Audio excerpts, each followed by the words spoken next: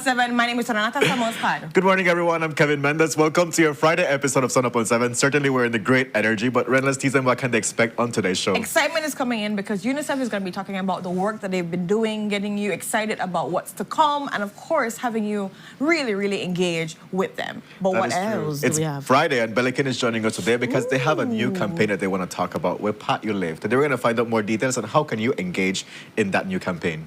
All that and so much more, but you know how this works. Put your comments in the comment section. Make a live interview. Respectful, of course. Of course. Shall we go to the couch? Let's go. Hey.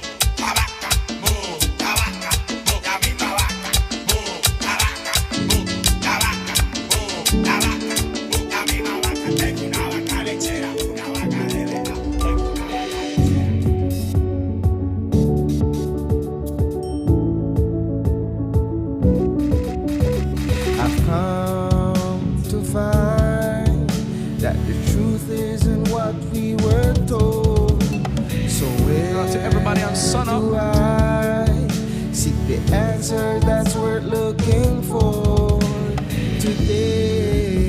And we're going to be talking about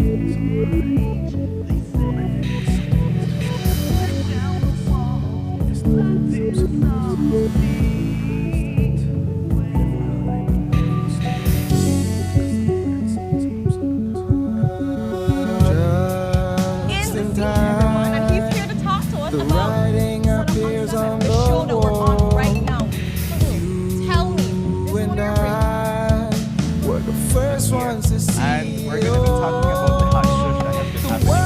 weekend. So may seem that will never change. They say, but tear down the wall that's blinding us all. You see the way today.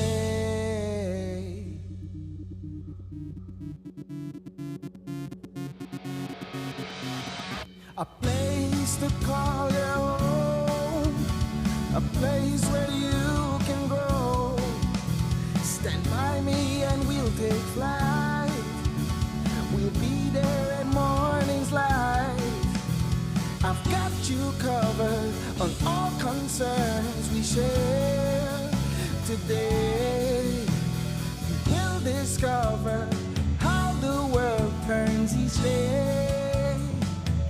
When the sun comes up. Muy buenos dias, Sunup on 7 family. Welcome to your Friday episode. Thank you so much for welcoming Renata into your space. We're very excited. This June 26th. We're wrapping up the month of June slowly, but we have a great episode waiting for you today. Before we get into all that greatness, let's bring you the weather, and that's courtesy of the Belize Met Service.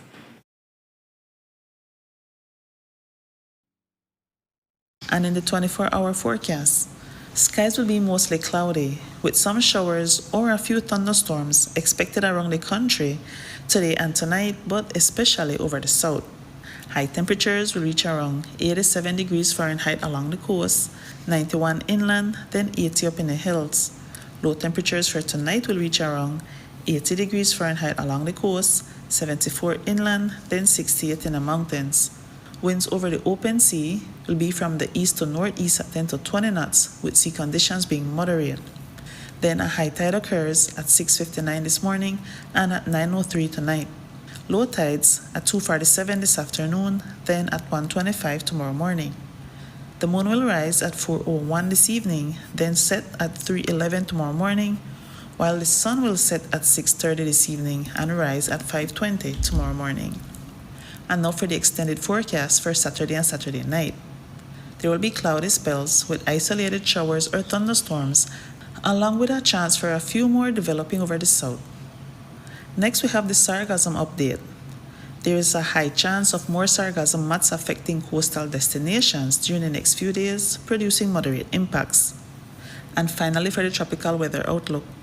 Tropical cyclone formation is not expected over the North Atlantic Basin during the next 48 hours.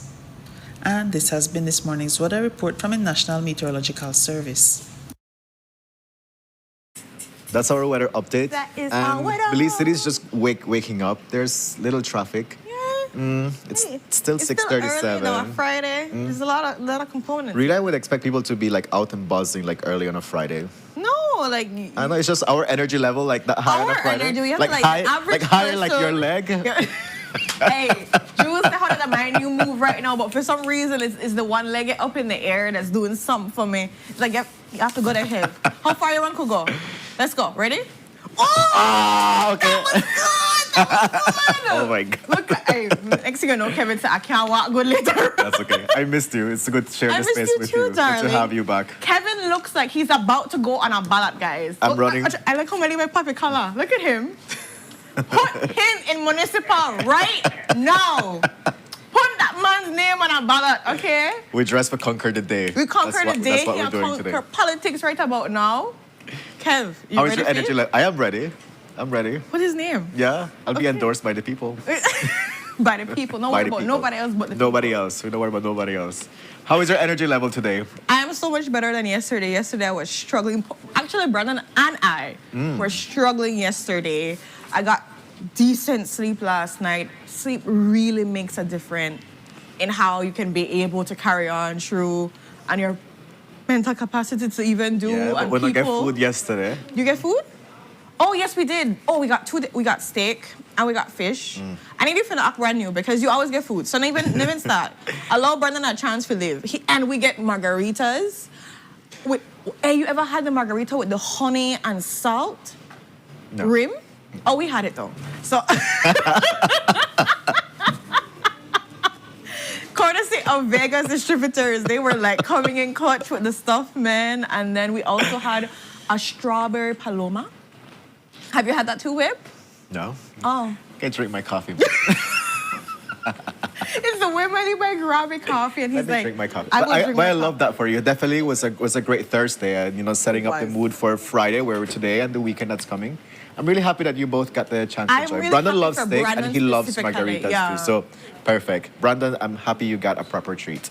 Yes. You know, every once in a while we have to let him know that we still love him and That is care. true. And then That is true. You know, we keep him. I agree. You know, I agree. it feels like one of them really rough relationships where like I treat you bad sometime and then I give you something good and you'll stay, and that's why you keep it going because of how I feel about his drinks and his food. But we treat you with love, babe. But when it we happens, love you. but when it rains, it pours for him. Look at it. Exactly. We even get margarita glasses. Exactly. Look exactly.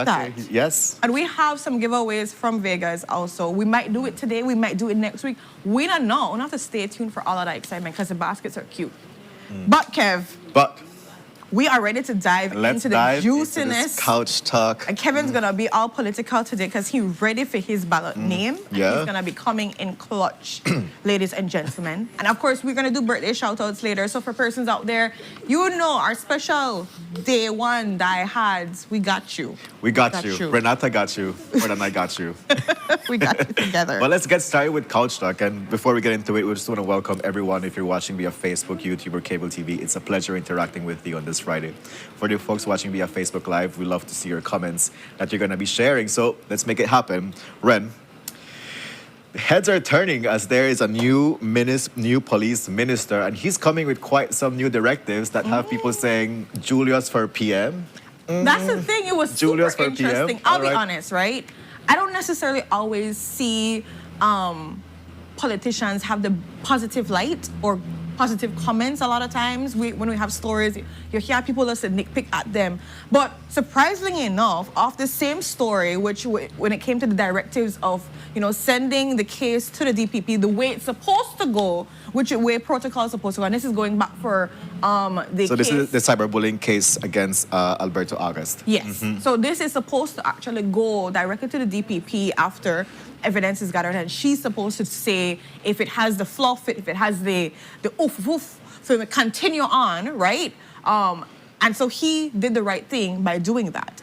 Now, people are saying, you say he done get in and he done start do the way it's supposed to go. Of course, the other person saying, is it just because of this one case? Is it something where now he has all this power that he can direct police and all of that thing to do what he wants and the whims of, the law That's enforcement? Right. So, I mean, I guess we do not have like any reason as to like, or anything to like talk about as the reason why this is the first case he's addressing. Now that he's appointed the new minister for Home Affairs, which is the ministry that looks into police department, which for one, he's only going to be there for 3 months. Yeah. So he said, let me remind you, I'm only going to be here for 3 months. this is but temporary. definitely, he hit the runway running, you know? And So as we talk about, he has directed Alberto Agust's cyberbullying file to the DPP, which according to him, the DPP is the person responsible for, determining if this case moves forward or not. Exactly. Which for one, you can tell that Mr. Spot has always been a bit of a renegade, like not going with the status quo of the party. And here we are seeing just that, Yeah. right? When we talk a couple days with the Compo, and they were just like, oh, we have an internal unit that's going to be investigating it. It's not going to go to the DPP. But here comes this person He's like, no, saying, the process is no, to the DPP. this is the proper process, and we're going to go through the proper process. And I'm like, well, look at political will. Look at not going by the status quo. And look at, going by the law and saying, hey, even like he humbling himself and saying, with a layman, right? With a layman, there is a person that has been designated to look after this role. Their role. They're constitutionally given the space for them to go ahead and do it. So let them do their role. Even the Let them do their job, yeah. DPP welcomed this decision that he took. Because, at the end of the day, her office is supposed to receive this. What I find even more interesting about the situation, Kev, is just the fact that he mentioned he got a lot of counsel when it came to doing this activity. So he says how he spoke to some senior counsel. He made sure he was doing it the way it's supposed to be done. And I know that, some persons are saying he has an architecture background, and so he doesn't necessarily come with, as the other ministers that came with maybe a military background or a law background or whatever. But I see because of not having that background, he's a little bit more detailed by getting the advice. So it's not like I'm just doing this up under the sun. And I will say, and I go back to the comments where it was the first time in a long time I've seen a politician get so much love from viewers saying, this is more promising. He should stay there permanently. They even said Julius for a spot one spell. I'm sorry, Julius for PM one spell. All of these things, people were really praising him and saying it's good to see somebody actually follow what you're supposed to be doing, Right. and just because you have the power, you can do what you want. So that on its own highlights a thing about culture, in terms of saying, we support politicians if they were doing their work right. We are in this uproar and saying, calling out ministers and calling out corruption of these things. But for the few people that are, trying to break the status quo, we support them and we support them doing their work. So people do connect with politicians. They do. People do connect with political figures and saying, we want you to do your job. That's what you're getting paid to do. And so by him taking this approach in this specific case with the cyberbullying file against Mr. Alberto August, it says that people do connect with that. So we're going to stay put and see what is the DPP's response, because even there was a warrant, in regards to following up on the case of Mr. Alberto August, and He said no, he's waiting for the DPP. He didn't do nothing else, because that was asked. Thank you for reminding us what would happen if the case dropped, and he said if the case dropped, that's it. I not to pursue this any further than that. If the DPP say we don't have no more substance, we don't have no warrant to go and continue with the phone, we'd stop right there. We'd give the DPP, it's in her hands and her office right now. yeah. Yes, that's enough. Yes. So again, we're gonna wait and see what the DPP has to say after reviewing the case again of cyberbullying file that has been filed against Mr. Alberto August. So we move into our second couch talk. Let's move into the second couch talk, Ren. And the stuff started to just unravel more and more and more and more, and it just we gone. And we talked about just the fact that there's another family member, and this is a brother, Keith Mira, of former police minister Oscar Mira. I remember his first name, and I was for some reason. So the Miras keep on popping out in these screenshots that have been leaked off the Smart Stream. This is our next company. And this is the next company, which is by Keith Mira, who is a senior project manager of Fast Enterprise, Fast Construction, which they have been offering services to the Ministry of Defense. From 2021 up to 2025, these screenshots are showing a total of about $1.7 million in transactions taking place in that period of time. You guys made it come up one thing. I think you have the overall total number. Well, it's $1.7 million that have been... The amount of transactions total for all of them. I Yeah. think you were looking at something. Yeah, for so that. there's like under 1,306 payments under $10,000.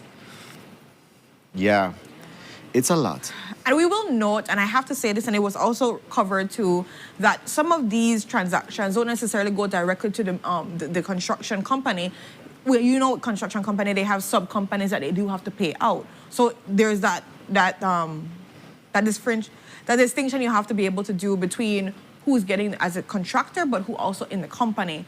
But again, it raises the alarms to a lot of persons saying, how much money is really getting paid out? How much of these less than the threshold 10,000 transactions are taking place Yeah. under the sun in this period, in these small periods? Because you're just looking at 2021 to 2025. $1.7 million. Yeah. This is just one case. Yeah, it says in a leak of 10 screenshots, there was 114 payments recording to a total of $1.7 million in invoices between 2021 and 2025. That is a lot, you know? But it definitely like follows similar patterns in regards to numbers being, you know, like navigating this $10,000 border, this $10,000 threshold, and still being able to navigate that. But And I so will- far, oh, sorry. sorry, Ren, these are four Mira entries of individuals: Fast Construction, MP Farms, Jenny Mira, and Stanley Mira. And so these are like a lot of records, you know, a total of 1,826 records in the system, of which only 1,200 have been reviewed. So there's so much more to unearth. There's from, so much more. And that's what the report was saying. There are at least like 55 additional records that have not been shown specifically. So meaning the full total could be higher than what we're reporting right now. Of course, they're still unraveling everything. But that in itself just raises so much questions of what is taking place in these ministries and how are we really combing through them? How is the Ministry of Finance monitoring these things? The Contractor General being pushed out from being able to perform the duties and actually see contracts for what they are. How much hanky-panky, spunky-wanky business they happen under the sun? And I think that's what a lot of persons are just saying. And specifically, we're looking at the Mira family. Yeah. Of 4 persons, if I'm not mistaken. 4 persons so far. So far. At Remember this that 10 point. of them. It's 10 of them. It's 10 Miras, only so far from the other screenshots that have been reviewed, have been benefiting in the millions of dollars coming from the Ministry of Defense. It is a lot. It is a lot. So definitely, you know, like that again, you know, highlights the kind of culture that is navigating within the government as in regards to nepotism, as in regards to favoring, you know, family, as in regards to like how do you navigate the threshold, how are people, you know, being able to find loopholes within the system. That leads us, can we move on to the next topic? I just wanted to say one thing because I was discussing with a colleague about this and it kind of like opened my mind. We're looking also, yes, at the ministers, the families, the contracts that are being distributed, but I also want to kind of look at the FOs. And they are the ones responsible a lot for the oversight of these payments in these different ministries. And so I'm just saying, and you know, again, the colleague brought this really great point to my mind, is like, if one FO would receive some form of punishment, some consequence for this, I think it would set a standard for all the other FOs to understand. You can't just be putting the invoices with the same number and just putting a hyphenated 1, 2, 3, or 4 behind it and moving on with life. Yeah. Because ultimately, it's not necessarily the minister that's doing the actual transaction. The FOs are the ones that are pushing. Remember that there are like levels to this too, right? So I'm just looking here, Kev. That's a great Bringing out observation. this point. Yeah. That's a great observation. What about these FOs that are allowing these different transactions to happen under the sun for so much years? What we just said there. Right. What we look pan there. That is true. How are we evaluating? Are there going to be consequences? There should be consequences. That's a great point. For this, it's We're not just just looking, the family. we're just It's looking not at just the intricacies of the system that has enabled for, let's say in this case, between like 2021 to 2025, $1.7 million going to Fast Construction. So there should have been many levels of oversight. You know, like that's a great point, Ren, in saying like, okay, we understand that for anything 10,000 or less, you don't have to go to the Ministry of Finance. But there are proper authorities in place within the ministry that should be able to monitor and capture this. So why you have a FO It's in the bigger first than place? what we It's think, like, yeah, you know? why have all of these? there's supposed to be things in place. So are they in cahoots? Are they just being, you know what, I just have to like, because the minister say, so I have to continue. So what's going on there? Yeah. I'm just like, I'm not taking it off of what's happening with the farmer and the minister or whatever could possibly be going on in this investigation, but I'm just saying, let's look at all the layers But it goes for to this the, system. but it also goes to the CEOs too, right? Because Minister Perez, when he was asked about his comments on this threshold and thing, he said also like CEOs are the ones that are approved this access to like these funds rather than going all the way to the Ministry of Finance to be able to approve it. So it's many layers that need to give this okay for these funds to be used and disbursed. No, will this become a point finger game where you say, well, you know something, before it even reached to me, this one had to sign on, that one had to sign on, blah, blah, blah, etc. And I will say, you have to look at the people that they get pointed at, because the reality is how much people they had to go through to get to this point before somebody stopped, and how much years has it been going on for so long. That is true. And 100% sure I will say, and I think Jules has always said this, and we've said this too, this is not just with this administration. This happened with the past administration too. So it no matter. From all sides it comes in and comes true. But again, persons in place that are supposed to be stopping things or reviewing things, and a little alert, a little red alarm kind of thing to say, what's going on here? And I wonder, like, especially because we're looking at the Ministry of Defense, and we're very much aware that foreign partners like the U.S. government, they've been heavily investing in national security, and putting money into the Ministry of Defense. I wonder them if they have like any comments to make in regards to this, because they're giving you like funds and you're seeing, where the fund going to? Where the fund going to? And you're seeing like all these years of transaction taking place. It's just, Kevin. How does this look in terms of the partners that are funding the country? No, 100%. It's not a good look. It's not a good look. Definitely an ant's nest. And it keeps getting It keeps getting hotter. Yeah, it keeps getting hotter. And again, like we said before, there are some transactions that we still have not been able to review yet. We don't know some funds and all. It's being under investigation, and I think it just keeps unraveling. It keeps unraveling how. And it's just one ministry. How the system is working, right, in enabling this. But that leads us into our next topic, where Minister Andre Perez was asked, what are his thoughts as it regards to the threshold of the $10,000, for oversight and going to approve it with the Ministry of Finance and all of these things. Well, he said the budget is growing, business is growing, there needs to be more payments. So his comment is that the threshold should increase from $10,000 to $20,000.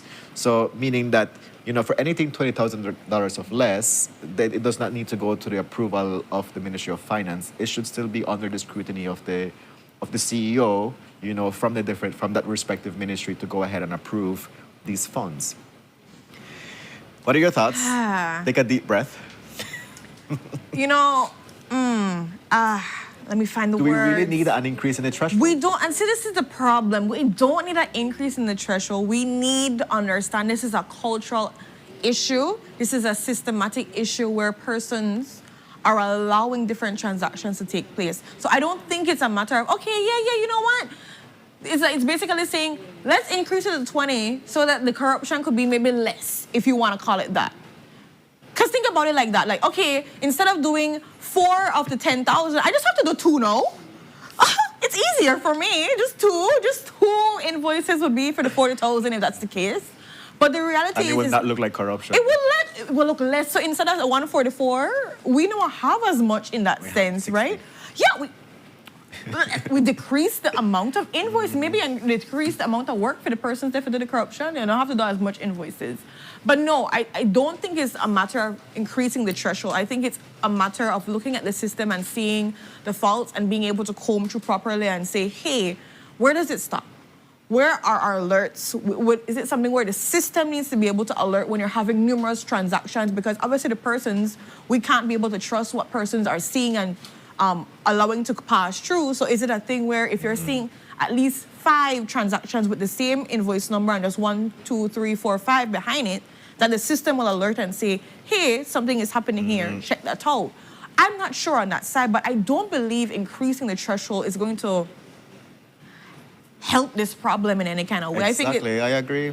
Leave it the way it is because they're clearly, like, there's no reason for us to extend it.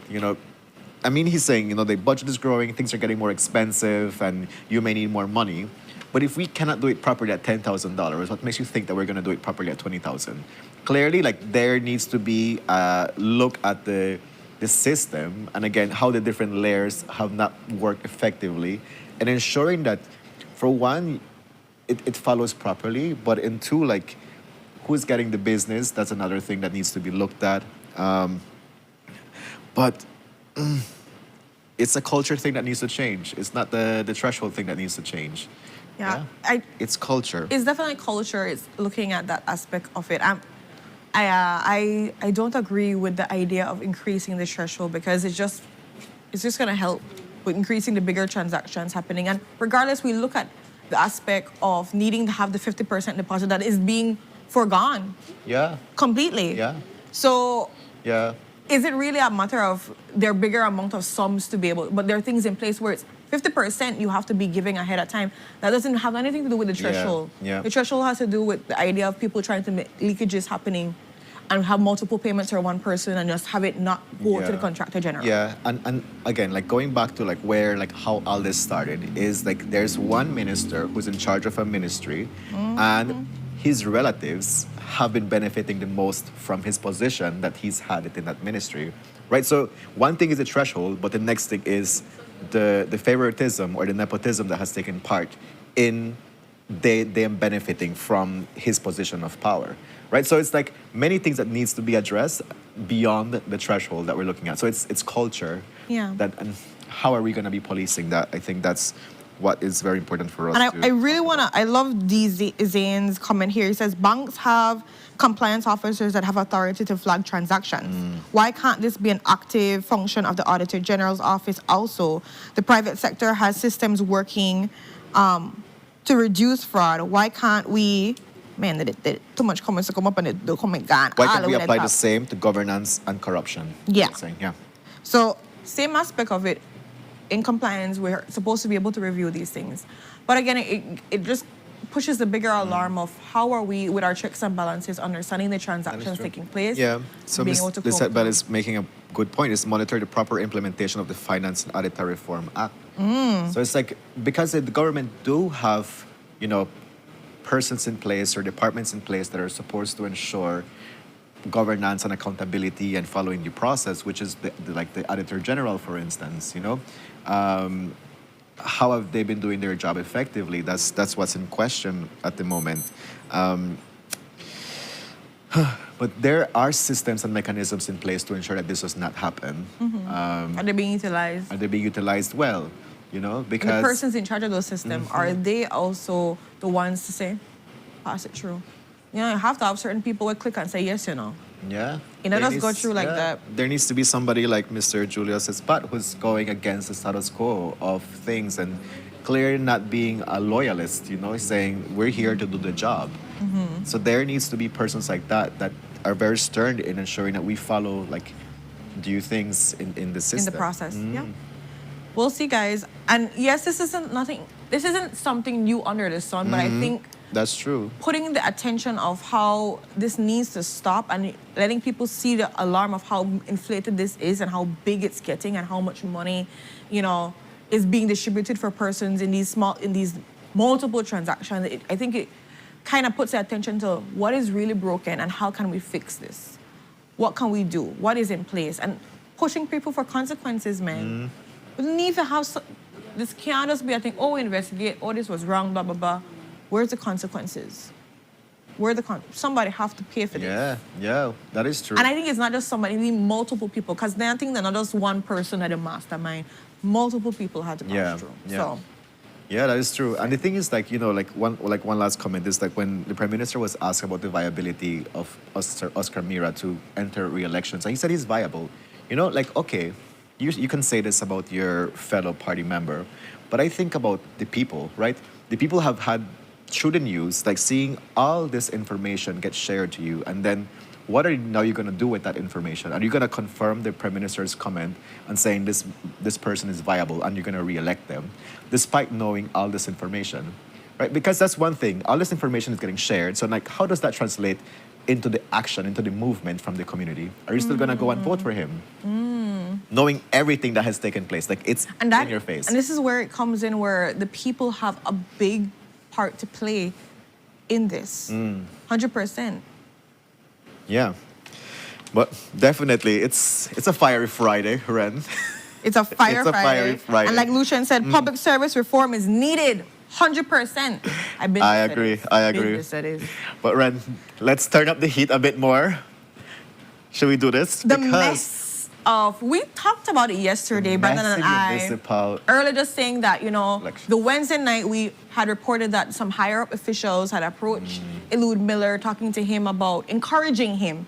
They encouraged him, persuaded him and said, you know, maybe you should decide to step down and let's not have a convention and everything. We talked about that, you know, letting that be what it needs to be because, you know, Alan has some seniority and we're gonna let this be and let it flow out. We know we saw some councillors actually from the city, the Belize City Council post up about, you know, no, this should go through the convention. We stand with Elude, we stand with having democracy and everything too. And how dare they have people come and approach him to let him step down, let him go through the process, right?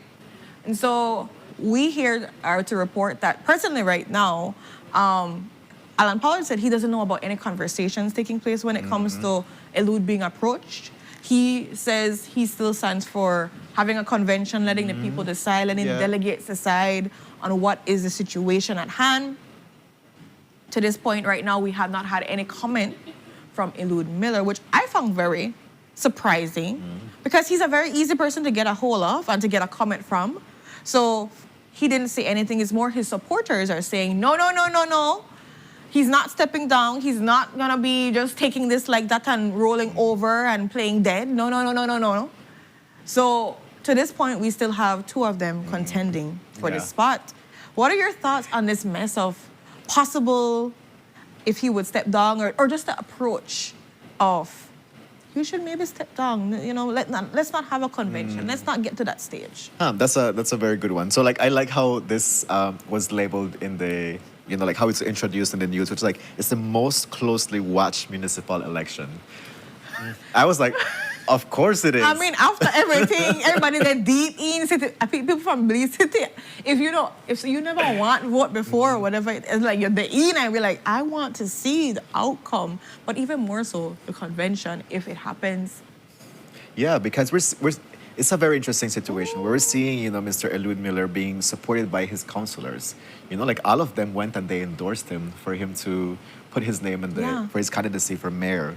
And Mr. Alan Pollard, Alan Pollard Jr., he's supported by the citizens, by the delegates and so forth. Yeah, so it's like an interesting take into like who's favoring who and how that dynamics look like. I really like what Mr. Alan Pollard shared. He's like, you know what? Every young person should, if they feel they're viable and they want to put their name, you know, for mayoral candidacy, go ahead and do it. Yeah. I feel like that's the best thing to do. Let the people decide who they want to favor for mayor in Belize City. I feel like all this noise that is taking place is definitely clouding, you know, people, because people are getting emotional about this, you know, and once emotions get into politics, then we know it's not going to be anything good. So I feel like we should let them go through The convention. with the convention. I would love to have them. I think two of them are viable persons that I want to see the debates. I would love to see that take place. And I've been saying that from the first time when I know both of them put their names in, that it would be great because both of them come with a good level of experience, of understanding, of being in the city council, of seeing things, of doing things.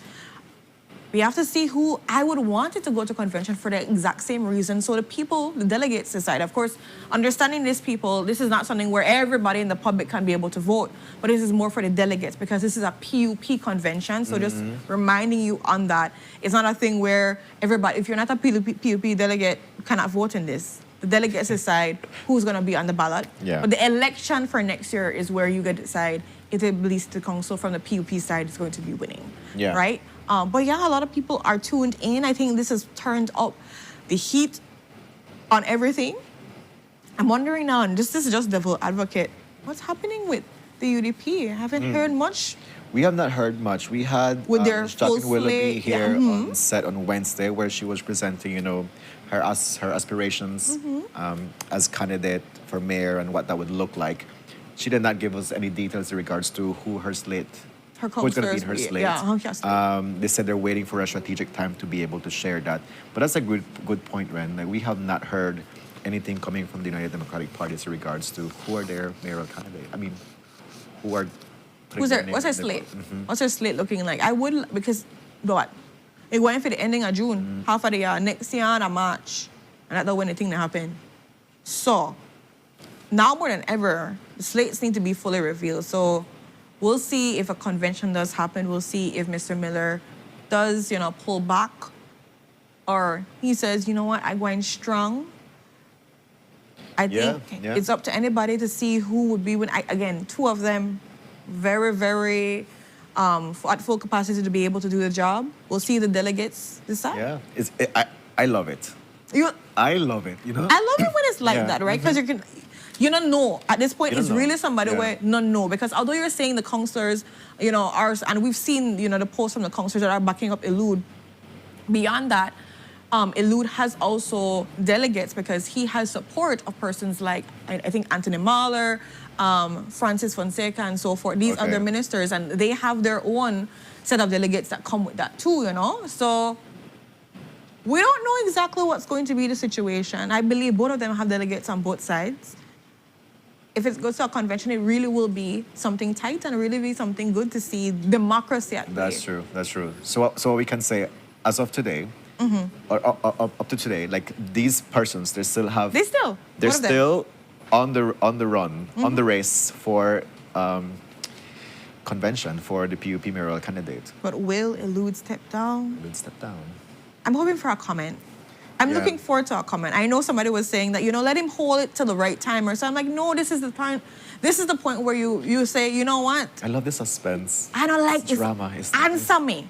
Answer me, right? I do want the answer, right? Even if it's a comment and saying, at this point in time, I'm not going to be seeing any comments on it because there's no response. And I'm just like, your no response makes it show, like, are you really considering this? What's happening? That's true. Keep the suspense. Keep It's on the Friday. Maybe suspense. today we're gonna know. Maybe, I hope so. Give us the whole thing to think about for the weekend. Then Jules will come back Monday with lata beef and marinated. Yeah. So we have one last topic to go through, Ren. And the minister rejects the local fishers audit as unofficial. Yes. So this is Minister Paris. As you know, he's been in the news a little bit lately. He has been speaking about specifically this audit not necessarily being from the government. And I think that's the big part that, he wanted to make clear, that it's not a concrete audit. It's not that they don't respect the audit. They were going to analyze, respect, review, and everything, but it's not from them directly. And so because of that, it's not going to be holding the ground as if it was a government audit in that sense. And I think that's really important to think about it when it comes to how they look at the other audits that the fisheries are producing in that sense. I will be devil's advocate right now and just say, I get the idea of looking at the government's audit as, that is the one. But I also say right now, government not look good with how their transactions are going. That is true. That is So- true. So I feel like this audit that was presented by local fishers, I mean, we talk about things called like a shadow report, for instance, which are used to keep the check and balances of what the government produces. At least, like for me, that comes from like the Universal Periodic Review, which is where the government shares all these things to the UN, and then the civil society submits a shadow report just to keep checks and balances. I feel like this is something similar, where the Department of Fisheries, they've put out their audit. And then the fisheries are saying, okay, this is what our audit looks like. Yeah, we could compare, we could try to find the middle ground because my information, and he did say the Belize Fisheries Department has extensive data and information. And that's what really the ministry would rely on. So they have their data and information, but we also look at the fishers, the local fishers, and seeing what data they have because everybody can be able to see from a different stance. And boat, like he mentioned, is going to be analyzed, it's going to be interpreted, it's going to be used to have the final from there. Yeah. He also said that the ministry depends also on the information from the Coastal Zone Management Authority and Institute too. So it's not just the Fisheries Department, it's Coastal Zone Management and Authority, and then looking at the local fishers. So it's a whole pile of things in one to be able to see what is the big picture, what's taking place, how can we move forward from there. Yeah, yes. But let's see how like this unofficial report from the local fishers is taken into account for us to get a full picture of what it is, Yeah. right? Because I feel like it's a natural resource that we're supposed to be looking after carefully. And we know like it's finite, you know, it's not an infinite resource. So, and whatever happens, decisions are done based on an audit affects the livelihoods of people. You know, so it's like, how are we taking into account how the people will get affected by whatever data is produced? Because data is going to be, evidence going to be used to like change regulations, change protocols, change policies, you know, but again, people get affected by these things. Yeah, and that's their livelihoods. And that's where the local fishers audit is very important, because saying we are the users of this, right? This We're is what we just step on the stakeholders, ground. we're shareholders, we're rights holders. It's like how will this affect us? So that's why we're giving you this data also. Yeah. So we look forward to how the comprehensive audit is going to look like at the end. And of course, if the local fishers are seeing it as reflective of their audit compared to theirs, because again, it's everything in one that you have to be able to review all that data to analyze and say, okay, this is the big picture. We've gotten the 5 from there, the 5 from there, other 5. So we're making the 20 now out of everything. So we're going to see what takes place. Ren, people are loving your devil's advocate role today. I don't know. Sleep loving does it me too. wonders, guys. I come back better with sleep. If you've noticed, the sleep makes it happen for me. I'm just saying. But I think it's really important to be not just talking about these topics for persons out there, that if you're in your groups, bringing these conversations to the table. A lot of times as Belizeans, you know, we're here up on this show and we're talking to you and you're going to hear it, but then you drop it right there. You're in a lot of great spaces. Some of you, and I know a lot of government persons, watch the show and like they take the comments and everything and they tell me stuff on extra X, Y, and Z. And I'm like, I hope you're taking these conversations into your spaces to bring it up to. I hope Belizeans that are voters take these conversations to the politicians when they're going on the street. They can talk to you. Yeah. I hope you make stands for the community, the CSOs, all of these persons, because it's beyond just conversations. It's also what can we do to stand in solidarity, to stop corruption, to hold people accountable, to be transparent, to do things to support. It can't just only be conversations. And we bring it here to bring out the information, but you also have that responsibility. Just like how you pick up the garbage, you have to pick up the conversation. That is And true. then the That is true. actions. There's like a very like famous quote. It says like the government that people have is a representation of the people. You know. So like the way how we're going is because we've allowed it for that to take place. And so it's like, what are we going to do now with all this information that is being shared, you know, in regards to transparency, accountability, good governance? Everybody's calling for a change. But it's like, how are you going to be actively part of this change that you want to see? I think that's very, very important. So get into the conversations, you know, like occupy meaningfully all the spaces that you're walking into. Have these hard conversations. Yeah. 100%. So we thank you so much for your contribution to our couch talk. Very, very valuable, you know, inputs.